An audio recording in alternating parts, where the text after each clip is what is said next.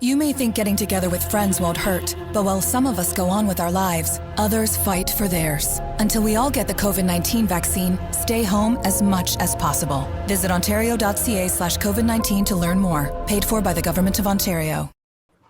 This interview is sponsored by SLAV. But for real, check my shit out though. If you don't, you'll waste you. Dummies and gentlemen, welcome back to Wine, Dine and Rhyme. Believe it or not, this is the third time we're trying this interview. So okay, so we have SLAV here with us. How you doing, my guy? I'm doing all right. You know, totally would feel, you know, in a good mood when you have to do this interview for the third time. Yeah, so we basically tried this like before on Discord. It didn't work. There was no audio and we're just having technical difficulties. But anyway, let's get straight into the interview. Yeah. What's going on, man? SG, do you have any like music coming up soon? You know, your fans should be expecting like music. Hey, yo, here's the thing, right? I upload once a week, so there's always new music. That's one thing. Okay. Another is I got like a bunch of projects in the summer. Like so I got Untitled Chapter Volume 2, which is coming out. A lot of people wanted it because they like the bedroom look a lot, you know? Mm-hmm. And also the compilation tape that I'm working on is gonna drop in like July.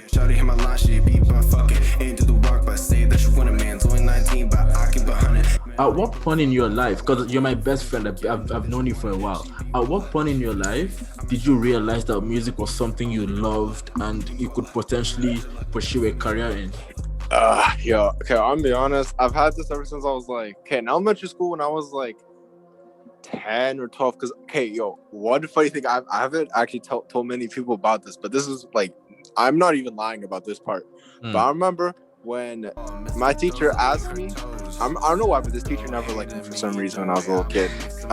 But basically, she asked Everyone me. had that teacher.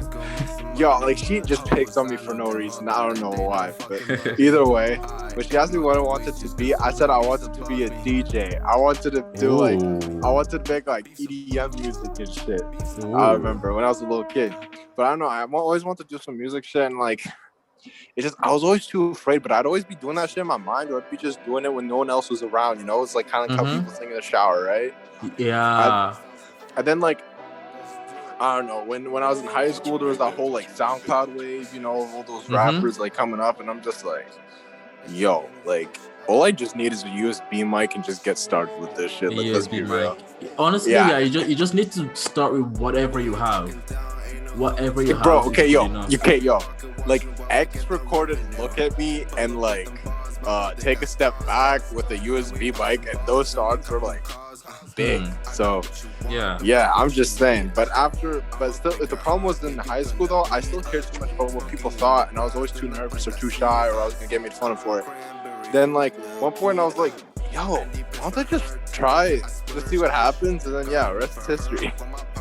True. I mean, now it's kind of paid off because now you have 4,000 monthly listeners and you're steady growing. That's still little. I know it's little. More. But compared to the last time we met, where you had like 20 monthly listeners, and you were like, bro, if I hit a 100 monthly, I'm gonna be so happy. Yeah, that's crazy. Because like, I'm gonna be honest, like 1,000 was something that like I had doubts of reaching, because there were so many times where I was so close to reaching it. Like I'd get like 955 or like 930, 988, and I was like, yo, am I gonna reach this? And like, you understand, yo, some days I'd have 0 streams on a day, and I'd just be so like unmotivated. I'd be like, yo, sometimes it's just like, fuck this. I got who's trying to fuck me, think I'm famous. Bitch, suck my ass, yeah, suck my anus. Obviously, as an artist, you should have had like people who motivated you or influenced you. Who are your biggest influences? I'm gonna just say this, all right? So probably like Young Lean is probably my biggest influence. Okay. But honestly, like there's other artists like Denzel Curry, like Lucky, Cardi, like Playboy Cardi. And like I don't know, there's some other artists, like I guess like Young Nudie, like with some because there's some like aspects of like a lot of those artists that like I take inspiration from, you know. Kind of like with how Young Nudie makes his shit like so simple, bro. All this guy does is just he makes it simple, doesn't overthink it, and it's somehow the most consistent thing out there. And then there's like same thing with Lucky too. Like he makes it so simple, but it sounds so good. You ain't a man, you a side, no.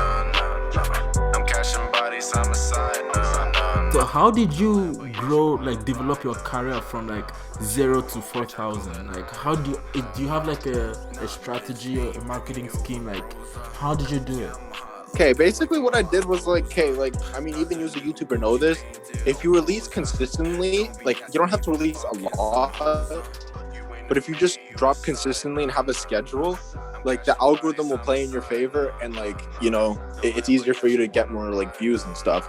So that's all I did. Like I just drop ones every week, and it just helped with the algorithm, you know, because like some singles might not do well where it'll get only like 5 streams in a day, but then some will just randomly pop off, and all the streams are because of the algorithm. True. Then I go, I let my freak out on the low. Yeah, I know she deserves better. I don't know, that's how I go, that's how I treat her. Okay, so this is something I wanted to ask you. Is it true that you have 2 songs with Big Baby Gucci? Yes, sir. That's crazy, bro. The man has like 300,000 monthly listeners. How did you make that happen? Yeah, I'm not even gonna lie, because like I'm not about that like phony shit, but like okay, basically I just cocked an open, he sent me 2, so yeah. Okay. That she makes man's bitch, I gotta lick. That she sweet man's bitch, wanna lick. Your girlfriend says she want my dick. These waist suits make me feel sick. In your career as an artist, as a rapper, are there like any artists you really enjoy working with, that you could be like, if I have a verse that I really need someone for, I could always count on this guy? Oh yeah, 100% it'd be Bull, because he's like really consistent with the verses. Like he's never sent me a trash verse, like he just never has. So like, let me look him up on Spotify. Yeah, it's BVLL. Yeah, I know. I see him. No, that's Bully. That's like a different rapper. BV. Okay. Oh, so he got 27 monthly listeners. Yeah, he's dropping a new project soon though. That's what he told me. Like, Bull. I'm telling you, he's really good with his projects. I'm telling you, like this shit's impressive. I'm gonna drop him a follow too, just to support the homie. So you see, this is what the SG SLAV cosign gets you. It's just like, hey, yo, that's a question I want to ask you. Where do you see yourself like in the next 5 years as an artist? Yo, I don't know. Like, hey, yo, when people ask me that, I don't even know, man. Like, I think, hey, honestly, like, hopefully I see some bigger signs or some far more success, because like success ain't really like a point like some people think. It's like more of like a journey. So hopefully I have like better experiences and I reach like good milestones and stuff, you know. It's just because I don't want to set myself up and be like, oh, I'm gonna be at the Grammys, I'm gonna be on the Billboard, like it's like, I don't know, I think it's kind of stupid. And then like, let's say 5 years later that doesn't happen, I'm just gonna be looking like a dumbass. But yo, I'm gonna just manifest it. I'm gonna just be like, yo, I'm gonna be getting like, you know, good streams and everything. I'm gonna get a song with 1 million streams, and then yeah. Do you plan on like starting a record label soon? Starting a label? Nah, because honestly, it's like, okay, the problem is like, okay, with labels aren't even bad because it's just like they have to do what like helps them profit, right? But like, I just think that I'd feel like a piece of trash, like, I don't know, screwing over someone with a bad deal, or just knowing that they'd be better off independent. Because you only sign good artists with potential, right? You're not gonna sign someone who's trash. Yeah. So if you sign a good artist with potential, they could potentially do everything by themselves independently and it'd be in their best interest. But like, I'll just feel like a piece of crap, you know? Like, Racks got plenty. Racks go spendy. Bought me some Fendi. Bought me some Balenci. Do you plan on like going independent your entire career, or you just like, if you got like an opportunity to sign a record deal, would you take it? record deals, to be honest, like Nah, man, because it's like you don't know how stuff is, and like a lot of the time, like with a record label, okay, it's good if you come in with like leverage, like if you're already coming already big, then means like you can already dictate how you want your deal to go. But like a lot of the time with like smaller artists, they get screwed over in their deals and everything. True. I mean, I've actually thought about it too. Like, if my music, like, I don't know, takes off someday, like, I don't think I would either want to sign a record deal too. Yeah, because honestly, like, okay, the only thing I think that labels have an advantage over compared to other independent artists is like touring and stuff like that. Like that type of stuff, they have like promotions too. For promotion, yeah, that too. But Marketing. at the same time, you can just pay like some celebrity like a few hundred to post it, and then you know that's your promotion for you.